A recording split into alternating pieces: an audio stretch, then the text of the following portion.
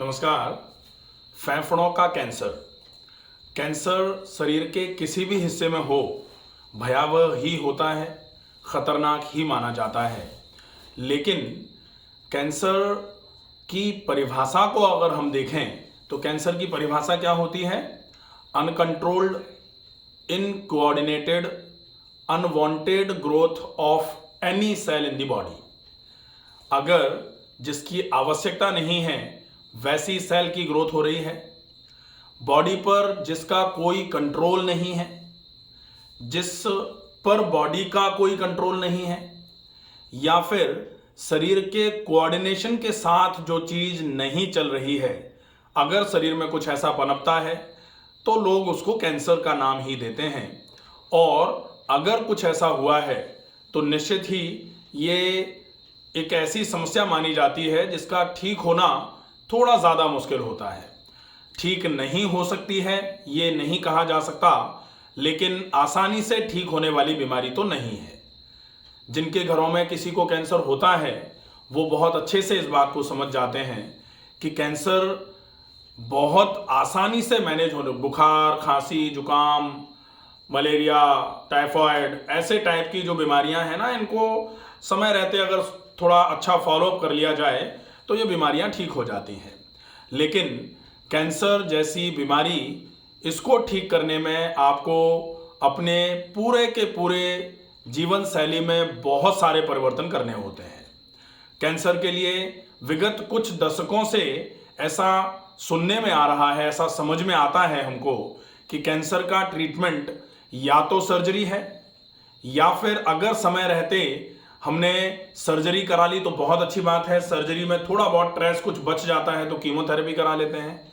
उसमें भी अगर कुछ थोड़ी गुंजाइश बचती है तो रेडिएशन करा के उस जगह को बिल्कुल साफ सुथरा कर लिया जाता है।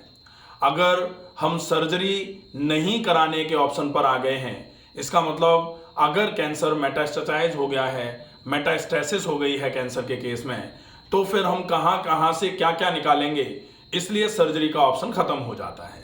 ऐसे केस में फिर कीमोथेरेपी ही ऑप्शन रह जाता है। कीमोथेरेपी करने के बाद धीरे धीरे करके जब कैंसर की ग्रोथ जो है वो रेस्ट्रिक्ट होना चालू होती है और कहीं ऐसा महसूस होना जब चालू हो जाता है कि अब हम एक जगह से कुछ हिस्से को निकाल सकते हैं, तो फिर सर्जरी का प्लान किया जाता है। हम आज लेकर आए हैं योगा फॉर लंग कैंसर, फेफड़ों के कैंसर के लिए योग। वैसे तो शरीर में कहीं भी कैंसर होगा, योग हमेशा से ही कैंसर में असरकारक रहा है। और विगत कुछ समय से तो ऐसा देखने में आ रहा है कि अगर कोई इनिशियल स्टेज में अपने कैंसर को पहचान ले तो वो सिर्फ आहार चिकित्सा और व्यायाम चिकित्सा को अच्छे तरीके से अगर फॉलो करता है तो उसके कैंसर में बिल्कुल आराम हो जाता है, कैंसर बिल्कुल ठीक भी हो जाता है। तो आज हम उपस्थित हैं कैंसर के लिए योग में क्या क्या करना है, किस तरीके से करना है, योग में आसन कौन से होंगे और कौन सा प्राणायाम कैंसर के केस में उपयोगी होता है, इस विषय को लेकर के डेमो के लिए हमारे साथ उपस्थित हैं डॉक्टर विपुल चौहान। ये आपको बताएंगे किस तरीके से आपको कौन से आसन को अच्छे तरीके से करें कि ये आसन का अभ्यास आपको फेफड़ों के कैंसर में लाभ देने का काम करे। फेफड़ों के कैंसर के लिए सबसे पहले हम सीधे खड़े होकर के करने वाला आसन करेंगे।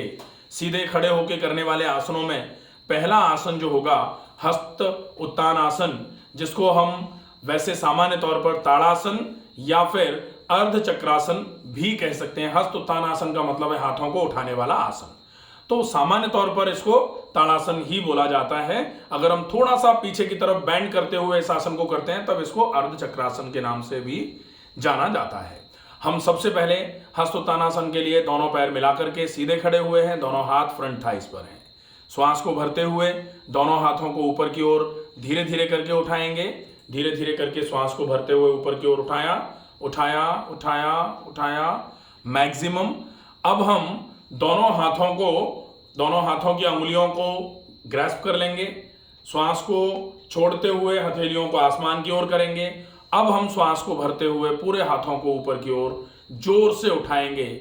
और ये आसन फेफड़ों के कैंसर में आपको किस तरीके से उपयोगी रहेगा, किस तरीके से आपका लाभ कराएगा, आप देख रहे हैं फेफड़े बिल्कुल पूरे तरीके से स्ट्रेच हो रहे हैं। ज़्यादा से ज़्यादा मात्रा में फेफड़ों में हवा पहुंचेगी, शुद्ध हवा जब फेफड़ों में पहुंचेगी, पूरे शरीर में ऑक्सीजन सैचुरेशन होगा। निश्चित ही धीरे धीरे करके शरीर के कोने कोने में ऑक्सीजन न्यूट्रिशन पहुंचेगा, शरीर की क्षमताएं डेवलप होंगी, कोऑर्डिनेशन, कंट्रोल आना चालू हो जाएगा, जिससे कैंसर में, फेफड़े के कैंसर में आराम होने की पूरी गुंजाइश होती है। आप इस आसन को श्वास को भरते हुए करते हैं, श्वास को भरते छोड़ते हुए आसन में रुके थे, श्वास को पूरा भरा, श्वास छोड़ते हुए धीरे से हाथों को नीचे ले आएंगे। ये पहला आसन जो खड़े होकर करने वाला था। अब हम सीधे लेट करके करने वाले आसनों की श्रेणी में चलेंगे। सीधे लेट करके करने वाले आसनों के लिए सबसे पहले बैठने की अवस्था में आते हुए हम सीधे लेट जाएं। सीधे लेट के करने वाला पहला आसन का नाम है नौकासन। नौकासन के लिए दोनों हाथों को श्वास को भरते हुए सिर के पीछे जमीन पर लगाया। अब हम श्वास को छोड़ते हुए हाथों को पैरों की ओर लेके आएंगे और पैरों को धीरे से उठाते हुए ऊपर की ओर लेकर के आएंगे।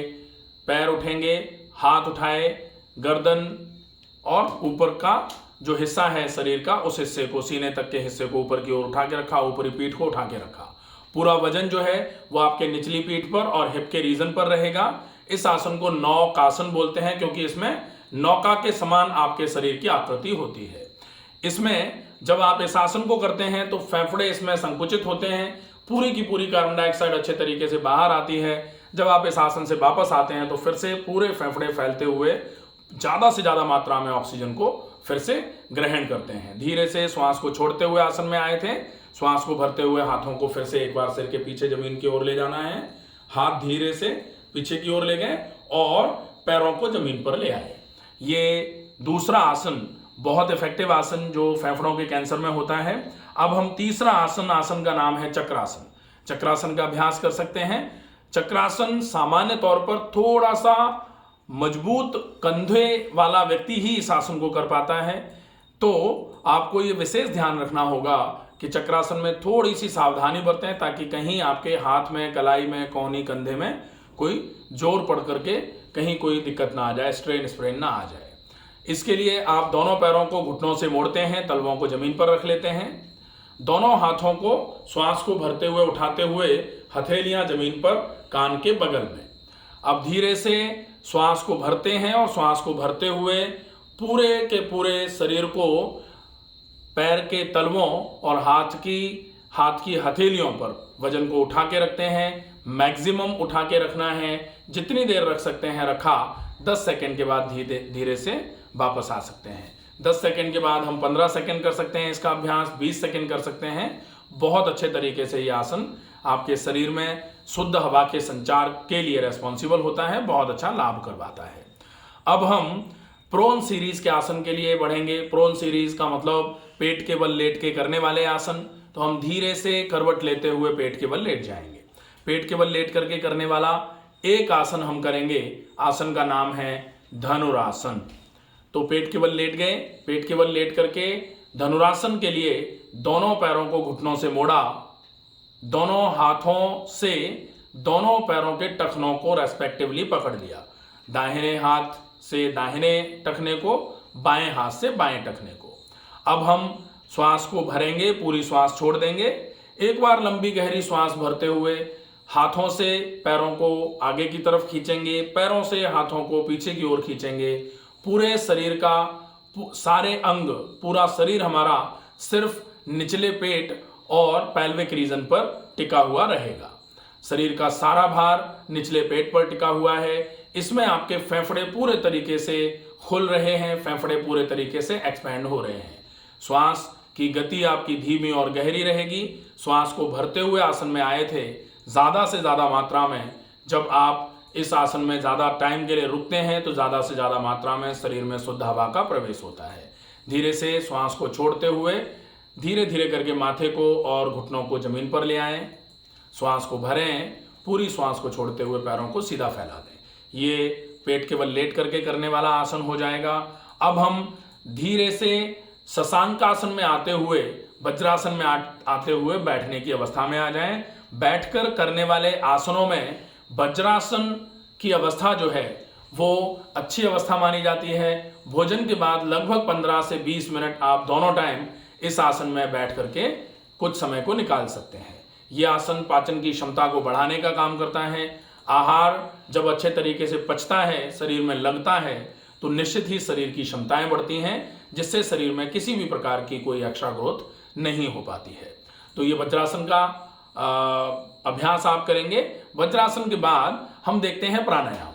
तो प्राणायाम में मूल रूप से फेफड़ों की समस्या जो हो रही है, फेफड़ों में कैंसर की समस्या जो है वो, या फिर कैंसर शरीर में किसी भी हिस्से में हो, मस्तिष्क से लेकर के जो आपका पैर के निचला हिस्सा जो है पैर का, जिसको तलवा कहा जा सकता है, कहीं भी कैंसर होगा तो प्राणायाम में अनुलोम विलोम प्राणायाम और डीप ब्रीदिंग, अनुलोम विलोम का अभ्यास आप अपने दाहिने हाथ का अंगूठा दाहिनी नासिका पर रखते हैं, बाईं नासिका से पूरी श्वास को भरते हैं, दाहिनी नासिका से पूरी श्वास को छोड़ते हैं, फिर दाहिनी नासिका से श्वास को भरते हैं और बाईं नासिका से श्वास को छोड़ते हैं। जिस नासिका से श्वास को छोड़ा जा रहा है उसी से वापस भरा जाएगा, और जिससे भरा है उसके अगले नासिका से श्वास को छोड़ा जाएगा। ये आपको ध्यान रखना है। इसको इसीलिए अल्टरनेट नॉस्ट्रिल ब्रीदिंग कहा जाता है। इसका अभ्यास कम से कम 10 मिनट से ज़्यादा समय के लिए किया जाएगा। इसके बाद डीप ब्रीदिंग, डीप ब्रीदिंग के लिए वज्रासन की अवस्था में बैठे हुए हैं, आप सुखासन की अवस्था में बैठ सकते हैं, अर्ध पद्मासन या पद्मासन की अवस्था में भी बैठ करके डीप ब्रीदिंग का अभ्यास किया जा सकता है। लंबी गहरी श्वास भरना और भरी हुई श्वास को बहुत धीरे धीरे करके छोड़ देना, ये डीप ब्रीदिंग का अभ्यास होता है। ये 2 प्राणायाम अगर बहुत अच्छे तरीके से किए जाएंगे तो निश्चित ही कैंसर जैसे केस में आपको बहुत अच्छा लाभ मिल सकता है। यदि आप सेकेंड इनिशियल स्टेज तक अपने कैंसर को डिटेक्ट कर लेते हैं और सही तरीके से आपका आहार चिकित्सा का क्रम चलता है और आप ये व्यायाम में आसन और प्राणायाम का अभ्यास अगर करते हैं तो निश्चित ही फेफड़ों के कैंसर में आपको बहुत अच्छा आराम मिल सकता है। परहेज में मैदे से बना कुछ भी आपको नहीं खाना है, मसाले आपको कम से कम खाने हैं, दूध की चीज़ें जो हैं, दूध से बनी मिठाइयाँ तो कम से कम आपको छोड़नी ही पड़ेंगी। आप छाछ का उपयोग करना चाहें तो कर सकते हैं, वैसे दूध और दूध से बनी सारी चीज़ों को आप त्याग दें, बहुत अच्छा रहेगा। आप अंकुरित अन्न खा सकते हैं, अंकुरित गेहूं, अंकुरित मेथी, अंकुरित मूंग, अंकुरित चने, ये खाया जा सकता है। इसके अलावा आप किशमिश मुनक्का खा सकते हैं। ज़्यादा से ज़्यादा मात्रा में आप ग्रीन लीफी सूप ले सकते हैं, ग्रीन लीफी वेजिटेबल्स का जूस ले सकते हैं, आप एलोवेरा आंवला ले सकते हैं खाली पेट सवेरे सवेरे, व्हीट ग्रास जूस ले सकते हैं आप नाश्ते के साथ में। और खाने में आप कोशिश करें पका हुआ खाना बंद करके लगभग 30 से 45 दिन के आसपास तक अगर आप केवल अपक्व आहार का उपयोग करते हैं तो निश्चित ही इस व्यायाम के साथ में अपक्व आहार का उपयोग कैंसर जैसी भयावह बीमारी को ठीक करने में आपकी सबसे ज़्यादा मदद कर सकता है। आशा है ये वीडियो आपको पसंद आएगा।